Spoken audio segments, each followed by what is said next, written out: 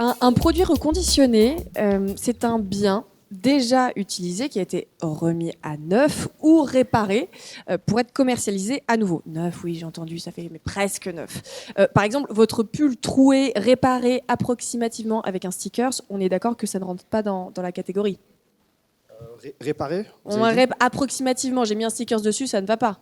C'est pas on n'appelle pas ça du reconditionnement. ça, le Ça terme de peut. reconditionnement n'est pas encore défini d'un D'accord. point de vue réglementaire. Et en fait, il va dépendre des acteurs des différentes filières et de leur expertise technique sur ce que c'est que de remettre en fonctionnalité originelle un bien ou un produit.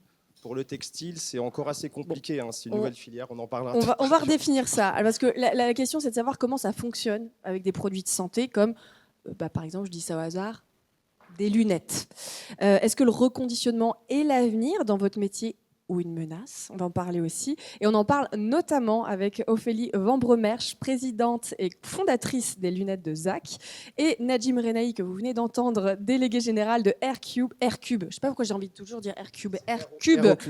Aircube, Fédération de réemploi et réparation. Alors justement, avant de parler de reconditionnement, j'aimerais qu'on fasse un point avant, ça sera sans doute plutôt avec vous Ophélie, sur tout ce qui est économie circulaire. Quand vous dites faire un point, quels points sont justement importants à soulever? Économie circulaire pour les nuls. Économie circulaire pour les nuls. Donc, bonjour à tous, je m'appelle Ophélie Van Bremersch, je suis la fondatrice de ZAC. ZAC, c'est déjà une entreprise où on travaille dessus depuis 7 ans. Le principe, c'est de collecter les lunettes inutilisées des Français. Donc, on est vraiment sur les 3 piliers de l'économie circulaire. On collecte, on redonne une seconde vie. Donc ici, on reconditionne le produit. Et ensuite, on le remet sur le marché à moindre coût. Par ailleurs, on regardait juste des chiffres juste avant. Il y a 87% des Français qui se disent prêts à passer à un produit reconditionné. Et alors, ils sont prêts? Pourquoi ils ne passent pas ils font pas le premier pas? Déjà, je pense qu'il y a beaucoup d'a priori encore sur ce qu'est un produit reconditionné. Souvent, c'est beaucoup des biais cognitifs où finalement, on se dit tiens, ça a peut-être été déjà porté ou autre. Et quand on parlait de la définition du reconditionné, pour moi, c'est de se dire produit reconditionné rime déjà pas avec produit d'occasion. Il y a une différence entre un produit reconditionné qui va être vérifié, où il y a des process, et l'idée, c'est qu'il y en ait de plus en plus aussi selon les marchés. Qu'est-ce qu'est un bon produit reconditionné? Chez ZAC, on a vraiment mis 3 contrôles qualité, des choses comme ça, on pourra en reparler davantage. Et du coup, un produit d'occasion. Donc pourquoi ils n'y passent pas? Parce que, a priori, et après, parce qu'il n'y en a pas encore dans toutes les filières. Et aussi, est-ce qu'on y a accès? Est-ce qu'il y a assez d'acteurs présents sur le marché pour passer au produit reconditionné? Oui, parce qu'il y a, on en a un peu parlé, quand même une différence entre de la seconde main nettoyée et un produit reconditionné. Najib Renaï. Oui, tout à fait. Alors, nous, au sein de la fédération Aircube, donc nous, on est la fédération française du réemploi et de la réparation. Juste pour la petite histoire, on siège dans différentes instances de représentation du secteur du réemploi, notamment à la CIFREP, qui est la commission interfilière REP. C'est la plus haute commission administrative de notre pays en termes de gestion des déchets. Et on donne aussi nos avis sur notamment les agréments des éco-organismes. Bon, je ne vais pas vous faire un cours juridique, mais nous, on travaille avec nos acteurs dans différentes filières pour essayer d'établir des grands standards sur qu'est-ce que le reconditionné en fonction des typologies de produits. Nous, on est totalement néophytes chez Aircube et on remercie d'ailleurs Recycle Optique de nous avoir invités pour découvrir votre secteur d'activité. Je vous arrête parce que le reconditionnement n'a pas la même définition en fonction des produits. Il n'y a pas de définition en fait qui est réglementée, contrairement à ce qu'on appelle le réemploi, la réutilisation ou le recyclage, le reconditionnement. Pour ne pas froisser les susceptibilités, chez Aircube, on dit que ce sont des produits d'occasion testés, vérifiés par un professionnel. Comme ça, on laisse large le champ. Donc, mon pull troué avec un sticker, ça ne fonctionne pas parce qu'il n'a pas été approuvé par un professionnel, testé. Voilà. D'accord. Et justement, pour compléter, je pense que le gros sujet important de ce qu'est un produit reconditionné, faut que ça ait à peu près les mêmes caractéristiques que du neuf. Une chose pour laquelle on reconditionne et on assure nos produits pendant 2 ans, parce qu'il y a des verres correcteurs dessus. Donc c'est important de se dire, si la monture elle casse, je ne vais pas comme ça avec les verres dans la main. Donc ça, pour nous, c'est quelque chose qui est important. Et du coup, le fait d'être contrôlé par un professionnel, ça permet de se dire, si ma monture elle casse, déjà j'ai une solution je peux me retourner vers quelqu'un pour une solution. Il y a aussi la notion de responsabilité. Qui c'est qui va tenir la responsabilité? Est-ce que ce serait le fabricant originel ou est-ce que ce serait le reconditionneur? Nous, on prône que ça doit être le reconditionneur parce qu'il y a une vérification. Et après, par exemple, chez ZAC, on met 20 minutes de vérification et de reconditionnement par produit avec des contrôles qualité par des opticiens. Il se passe quoi pendant ces 20 minutes? Alors, très concrètement, déjà, il y a une grosse étape de tri. Tous les produits, pour nous, ne sont pas bons à reconditionner pour des questions de durabilité de produits, de matière. On fait attention aussi à la contrefaçon, qu'il n'y en ait pas. Du coup, on a des gros process de tri selon matière, marque, forme aussi. Pourquoi? C'est quoi c'est reconditionner de la contrefaçon? Finalement, c'était une contrefaçon, alors redevient une contrefaçon. Souvent pour des questions de durabilité et même en fait on peut pas. Une étude aussi qu'on a fait. Donc j'ai une double casquette. Je suis à la fois la présidente et fondatrice de ZAC, mais à côté je suis aussi l'ambassadrice au niveau de France. C'est un mouvement qui s'appelle le mouvement Impact France, où l'idée c'est de montrer qu'on peut être un patron, on peut faire des sociétés qui soient rentables et en même temps on peut bien faire les choses. Et du coup on a fait des sortes de. C'est bon à savoir. Et du coup, on a fait des sortes d'études en interne où on considère qu'en moyenne, il y a entre 100 et 150 pour un prix, un produit qui était vendu entre 100 à 150 euros en prix neuf, ça devient. Ah, il marche plus. Il faut juste d'accord. couper le menton. Ça devient intéressant de le reconditionner. Donc du coup, tous les produits, notamment de contrefaçon, c'était pas des produits qui étaient dans ce coût-là. Donc en fait, il va avoir un coût reconditionnement qui sera aussi plus important qu'un coût à la fabrication. Et donc on trie, une grosse étape de tri sur les matières et autres. On reconditionne, donc vérification de la monture. On va changer toutes les pièces externes, vis, manchons, plaquettes, systématiquement. Vérification du drageoir qui va encore bien tenir le verre. Nettoyage à la main, nettoyage au piquet ultrason. Et après on monte avec des nouveaux éléments et on le rhabille. Et tout ça, ça prend 20 minutes par monture? Alors, on travaille avec des personnes en situation de handicap et d'insertion. Et il y a aussi un temps de Ça me paraît court. Ah non, il comprend. non, ça va. Et après, donc, il y a aussi une différence de temps entre le solaire et l'optique. Et c'est qu'est-ce qui est le plus long? Le solaire. Parce qu'il y a un temps de montage des verres plus important sur les montures. Et pour revenir sur cette différence de reconditionnement, de définition en tout cas du reconditionné en fonction du produit, est-ce qu'on pourrait prendre un exemple, par exemple, des lunettes reconditionnées versus un pull reconditionné, en quoi la définition change? Pourquoi c'est pas lequel de vous Pour moi, il ne peut pas avoir de reconditionné dans le textile. Et le produit reconditionné, pour moi, c'est vraiment, il y a des étapes. Enfin, le pull, elle bien changer ses manches ou autre. Là, on est plutôt sur de l'upcycling, souvent dans le textile, alors que le reconditionné, ça va être plutôt sur le produit physique qu'on peut utiliser quotidiennement, type les téléphones, les ordinateurs, l'électroménager, des choses qui sont plutôt de l'utilisation plutôt que portées comme du textile. Et qu'ils ont une utilisation plus d'une fois aussi. Un textile, des fois, malheureusement, c'est porté que quelques fois. Les lunettes, normalement, on les porte quotidiennement. Puis il y a quand même plus d'exigences dans le monde de la santé, dans le secteur du reconditionnement. Ah oui, donc que ce soit dans le monde de la santé ou dans le monde des produits manufacturés à haute valeur ajoutée, comme les produits D3E, où là, vraiment, le reconditionnement est un processus industriel et technique essentiel pour obtenir des produits de qualité et permettre aux Français de consommer des produits qui leur tiennent dans le temps. Alors, D3E, c'est tout ce qui est électronique. Exactement, c'est les équipements électriques et électroniques. Et c'est un peu les bons élèves, j'ai l'impression, dans le secteur du reconditionnement. Il y a plusieurs raisons. Déjà, c'est des produits qui ont une haute valeur résiduelle, après souvent leur première ou leur seconde utilisation. Donc ça attire énormément, bien sûr, les convoitises et la construction de schémas industriels. Et puis surtout, c'est une filière qui est quand même assez mûre et assez consolidée, puisque la REP, la responsabilité élargie des producteurs pour les D3E, existe depuis 2006. Donc voilà, on a déjà tout un arsenal réglementaire et législatif qui permet en fait à cette industrie de se développer. Nadim Renaï, vous l'avez dit, ça fait très peu de temps finalement que vous êtes entré dans le monde de l'optique.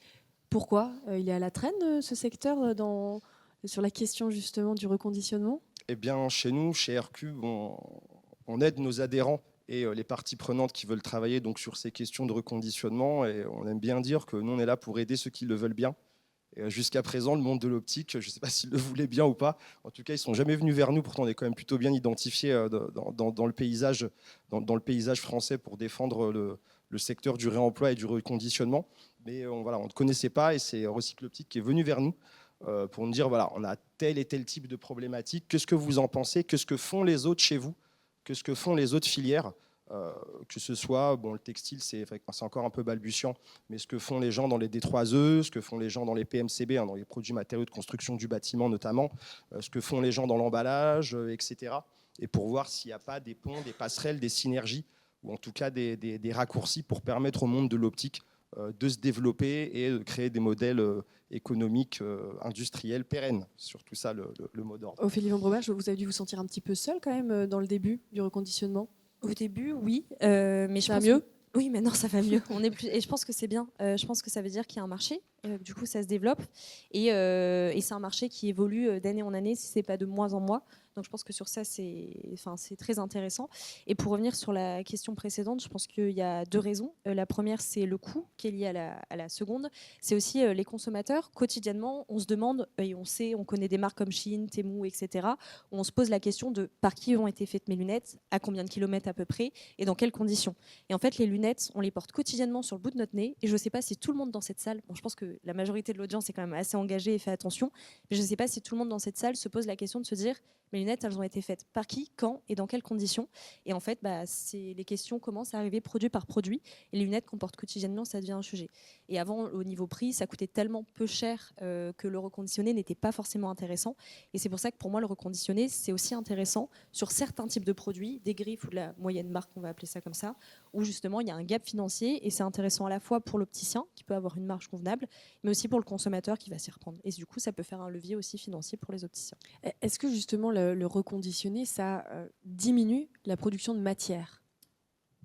Pour moi, la meilleure matière, c'est celle qu'on ne recrée pas, mais c'est mon positionnement. Et je pense que c'est une offre complémentaire à ce qu'il y a. Ça ne va pas enlever du business, ça va répondre à une autre problématique de clients. Il y a certains clients qui vont être attachés à certaines marques, certains designs ou autres, alors que quand on est sur de la production matière, on peut faire 15 modèles différents avec 15 couleurs, mais du coup, là, ça permet d'avoir une diversité complémentaire et de réutiliser. Donc, est-ce que ça répond à la problématique de matière ? Oui, dans certaines mesures, selon le prix qu'on prend. Vous, votre part de lunettes reconditionnées, c'est... Alors pour les opticiens, on est aux alentours de 20-25% selon les clientèles, parce qu'on ne garde pas d'injectés, on ne garde pas certains modèles parce qu'on travaille avec des personnes en situation de handicap et d'insertion, type les 2001 ou des choses comme ça. Et après, on a aussi un petit marché sur là, les montures qui sont plutôt catégorisées comme des montures accessoires pour le solaire ou des choses comme ça, qui là sont du coup plutôt pour du pop-up store ou des choses comme ça, donc on regagne à peu près 10%. Et les personnes qui vont acheter ces lunettes-là, c'est justement parce que ce sont des lunettes reconditionnées ou elles ne vont pas forcément faire la différence, elles aiment le design et tout simplement? Il y a une étude qui avait été faite par Seconde Vue en 2022 qui montrait que la première chose, c'était pour le prix. La seconde, c'était pour l'environnement. Et la troisième, c'était pour les marques vraiment moins chères. Donc, en fait, on a quand même le côté... on voit quand même la réussite de grandes sociétés type Back Market et Vinted. Et en fait, si ça marche très bien, c'est aussi parce qu'il y a le côté économie du produit. Donc, pour moi, on est quand même dans une ère où il ne faut pas se mettre des œillères, où il y a aussi le côté de se dire il faut prendre en compte le côté... si on veut faire un vrai changement sur le marché, il faut aussi prendre en compte la notion d'économie. Parce que je ne me rends pas compte, pour terminer, mais des lunettes reconditionnées, c'est combien de fois moins cher que des lunettes non reconditionnées? Nous, on est entre 40 et 60% moins cher pour le prix final pour le consommateur. On garde le même coefficient multiplicateur pour les opticiens et au consommateur final, donc on les vend entre 39 et 99 euros. De rebondir, c'est à peu près la même chose aussi dans les autres filières. On fait des économies à peu près entre 30 et 70% sur les produits. J'avais juste un bémol à apporter par rapport à Back Market et à Vinted. Ce qu'il faut savoir, c'est que ces gens-là ne sont pas des reconditionneurs. Ce sont des places de marché.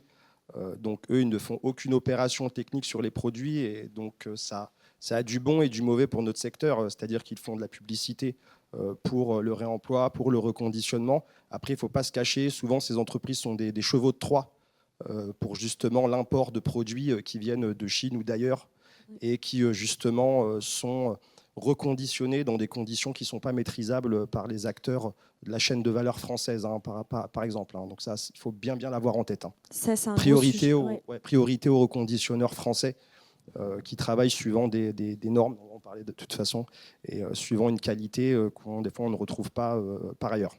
En fait, ça casse. Par exemple, il me semble que Back Market vont beaucoup en Roumanie, si je ne me trompe pas. Et en fait, ça casse quand même beaucoup le circuit. Donc, ça veut dire que c'est des produits qui peuvent des fois être collectés en France pour partir dans un autre pays, pour revenir en France. Et en fait, l'idée, c'est de se dire comment on encadre aussi une filière à faire du reconditionnement en circuit court. C'est très compliqué parce qu'on le voit déjà, et on en parlera dans une des conférences. on a déjà du mal à vérifier le made in France, se dire ma lunette, ma monture a été faite en France. Alors si en plus on doit essayer, où est-ce qu'on trouve cette info de se dire j'ai très bien une lunette reconditionnée, un produit reconditionné, mais où il a été reconditionné? Où est-ce que je trouve cette information? Pour moi, c'est un sujet qui est un peu triptyque. On parle, je pense que pas mal de personnes connaissent peut-être le triangle de l'inaction. Donc en fait, c'est de se dire que quand il y a un problématique, par exemple, comment mieux consommer, le gouvernement va dire tiens, je vais rejeter la balle à l'entreprise. C'est à l'entreprise de prendre les mesures, et l'entreprise elle va dire c'est le consommateur, on va créer ce qu'il veut. Et en fait, il faut qu'on change de prisme et on passe dans un triangle de l'action. Et du coup, de se dire le gouvernement doit mettre en place avec l'ADEME, l'AFNOR ou autre des réglementations pour aller sur ces secteurs-là. Mais les réglementations, qui c'est qui va faire remonter les sujets importants? C'est les entreprises. Donc du coup, les entreprises doivent jouer le jeu d'aller sur ça. Et les entreprises, pour moi, ont un vrai rôle majeur aussi de se dire regardez, consommateur, on peut maintenant proposer d'autres alternatives. Et après, c'est le consommateur de se dire finalement, le consommateur consomme aussi ce qu'on lui propose. Mais Najib Renaï, comment on peut tracer le reconditionnement? Ça va dépendre après des familles de produits. Effectivement, moi je prends l'exemple, toujours, excusez-moi, des D3E, où les acteurs du reconditionné français ont des process, des systèmes d'information qui permettent de voir à chaque fois qu'ils récupèrent un produit, quelle réparation a été faite, d'où il vient, quelles pièces ont été changées, etc. Après, pour la lunetterie, l'optique, je ne sais pas si c'est forcément possible. C'est vous les experts, donc c'est à vous de construire vos pratiques.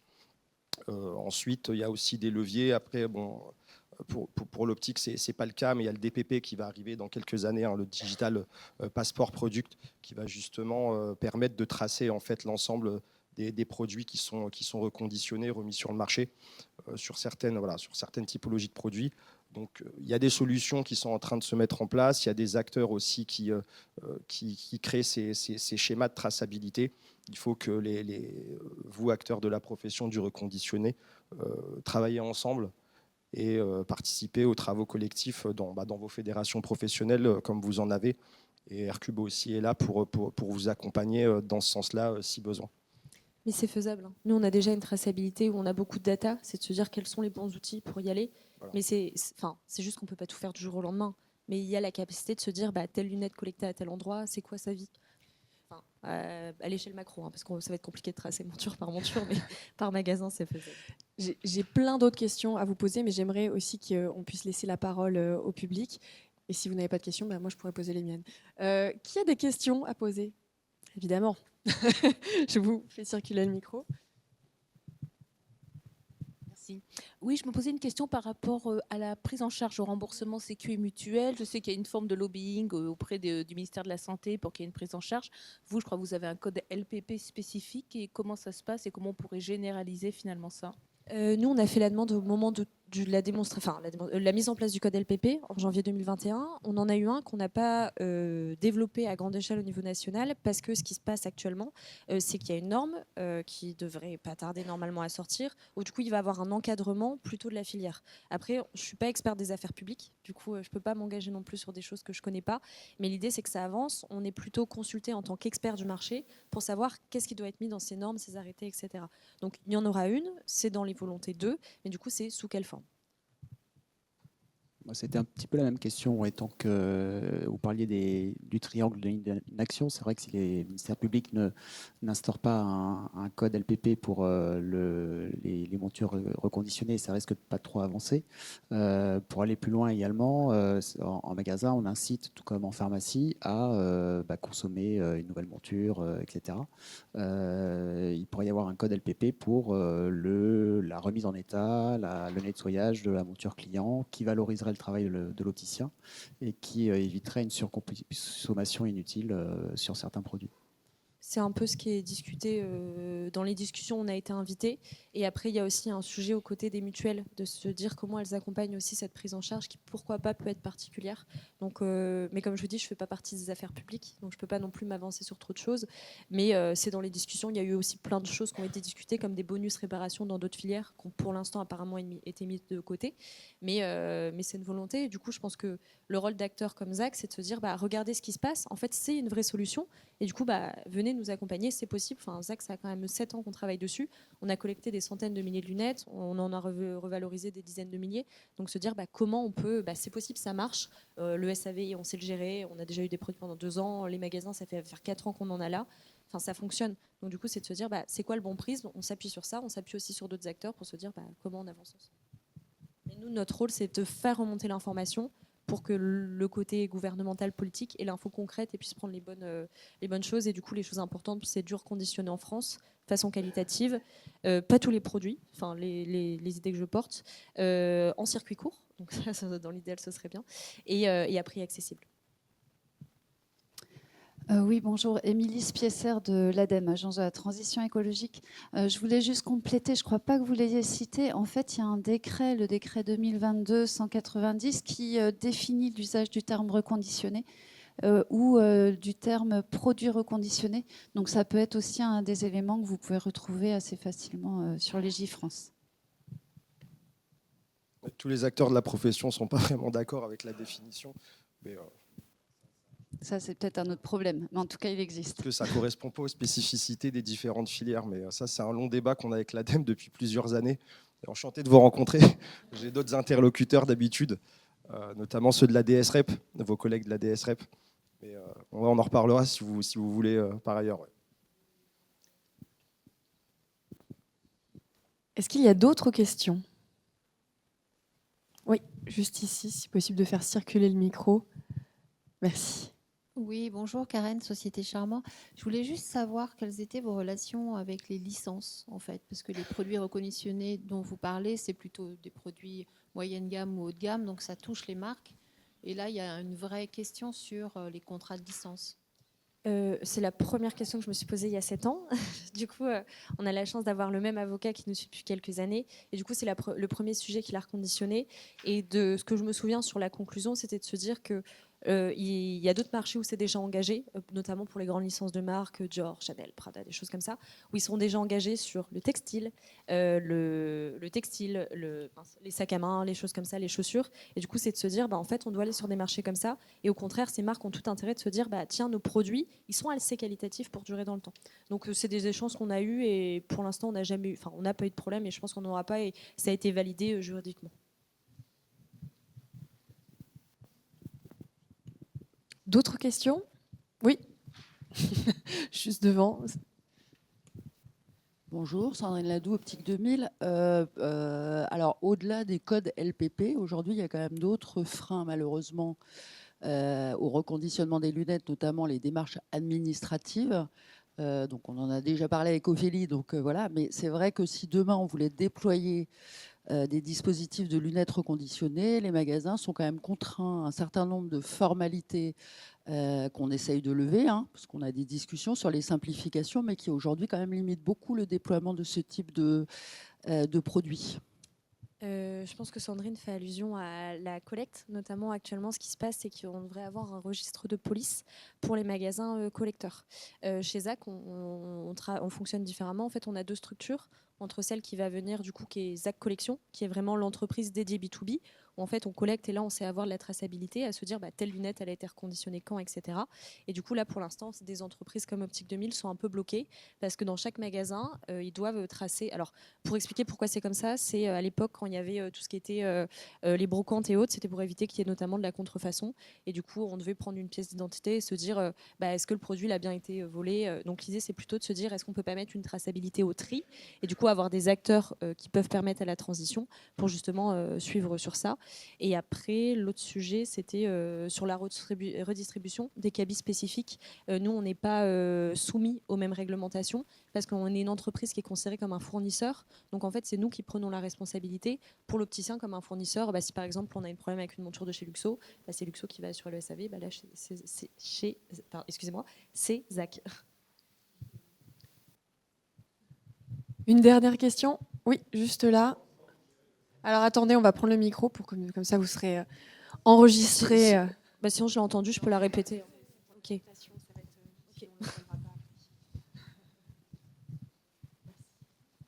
Merci, bonjour. Justement, comment vous gérez le SAV ? Bon, du coup, c'est propre à ZAC parce qu'il y a d'autres secteurs reconditionnés dans l'audience. Nous, on en propose 3. En fait, comme on collecte en grande quantité, l'idée, c'est de faire la pièce détachée. En fait, on a un site pro qui s'appelle pro.lunettes de ZAC. Si vous voulez vous renseigner, vous pouvez aller découvrir. Et on a une section SAV où l'idée, en fait, on a une traçabilité par pack. On fait des sélections de montures. Et l'idée, c'est d'avoir aussi la traçabilité au produit.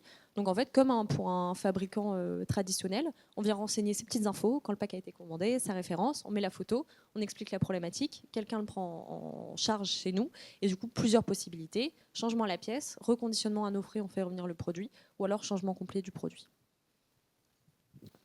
Oui, parce que des pièces détachées, en fait, généralement sur le reconditionné, il y en a moins. Beaucoup. Comme on ne reconditionne pas tout, on en a beaucoup, et du coup l'idée c'est de se dire, après, pour être honnête, comme on reconditionne déjà pas tout, en fait on prend la crème de la crème du reconditionnement, donc en fait en termes de SAV, pour être honnête, on a 2%. Moi, j'ai une dernière question, peut-être plutôt pour vous, Nadji Brenahi, en 1 minute. Comment on aide la filière du reconditionnement à se développer ? Eh ben, en mettant en relation les entrepreneurs, en leur permettant de networker, de comprendre les enjeux qui les animent, travailler avec des fédérations professionnelles, hein, donc toujours pareil. Moi, j'invite les professionnels du secteur à travailler avec leurs fédérations professionnelles, à créer des commissions, à avoir des positions de plaidoyer, à les faire remonter au pouvoir public et à l'Agence de la transition écologique notamment, pour être force de proposition et voilà, développer leurs activités. Ce qui ressort, hein, de manière transverse chez les acteurs du reconditionnement, toutes filières confondues, et les freins au développement du secteur, c'est bien sûr l'accès au gisement de produits de manière pérenne et des produits de bonne qualité, hein, comme tu disais, à très juste titre. C'est l'accès au gisement et bien sûr le financement. Alors que ce soit des subventions publiques, mais ça, c'est pas l'avenir des filières industrielles, mais c'est vraiment convaincre les investisseurs de financer aussi la transition écologique et de croire dans des business models qui vont cartonner, comme je te le souhaite, et je crois que c'est déjà en cours. Ça faisait 2 minutes. Merci beaucoup à tous les deux, Ophélie Vambremerche, présidente et fondatrice des lunettes de ZAC, et Nadji Brenahi, déléguée générale de R-Cube, je le dis bien, Fédération de le réemploi et de réparation.